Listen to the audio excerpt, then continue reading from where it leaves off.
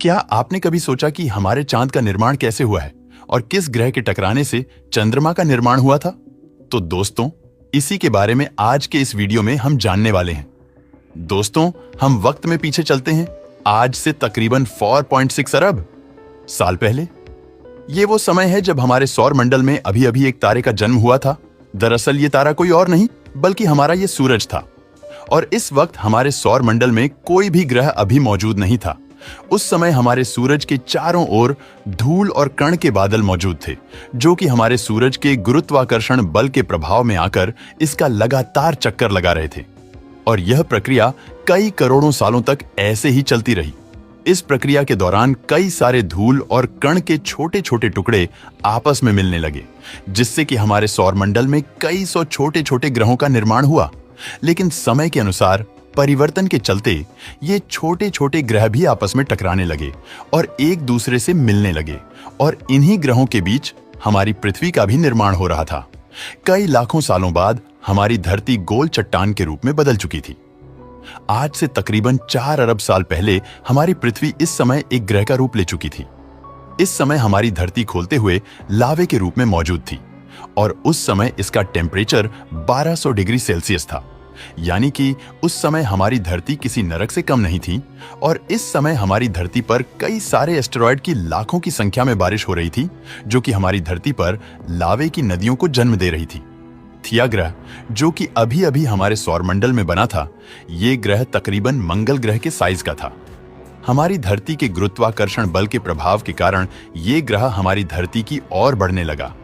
ये ग्रह हमारी धरती की ओर 15 किलोमीटर प्रति सेकंड की रफ्तार से बढ़ रहा था, और ये हमारी धरती से टकरा गया, जिससे धरती का एक भाग टुकड़ों में फैलकर अंतरिक्ष में चला गया।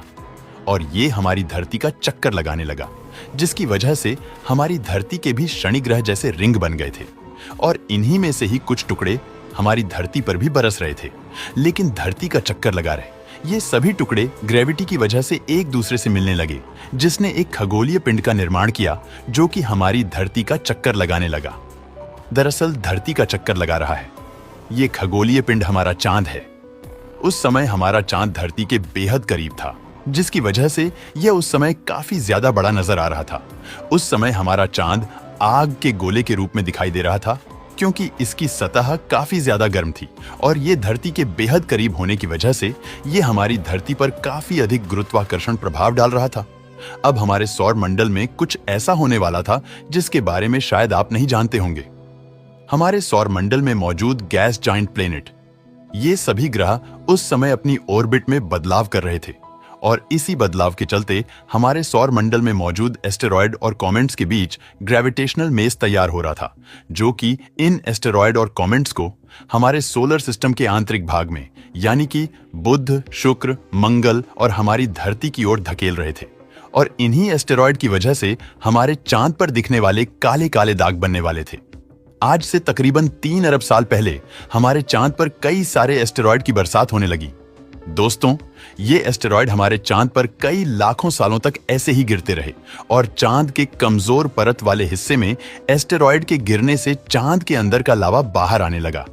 इस समय हमारा चांद काफी ज्यादा गर्म था, जिसकी वजह से अंतरिक्ष से देखने पर हमारा चांद आग के गोले की तरह दिखाई देता था, और ये हमारी धरती के काफी नजदीक भी था।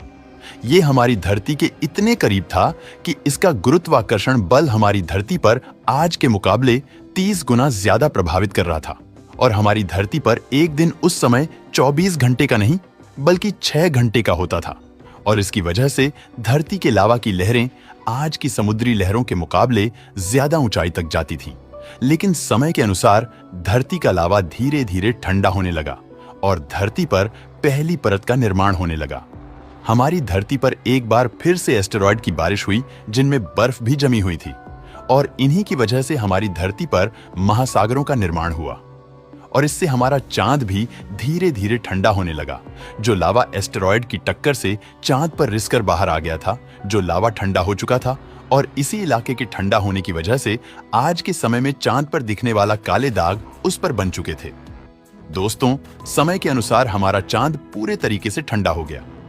उस समय चमकता हुआ चांद पहली बार हमारी धरती से देखा जा सकता था, और समय के अनुसार चांद हमारी धरती से धीरे धीरे दूर जाने लगा और आज से तकरीबन 2 अरब साल पहले हमारी चांद पर एक बार फिर से एस्टेरॉयड की बारिश हुई, जिसकी वजह से हमारी चांद पर आज के समय में दिखने वाले बड़े बड़े क्रिएटर्स का निर्माण हो गया।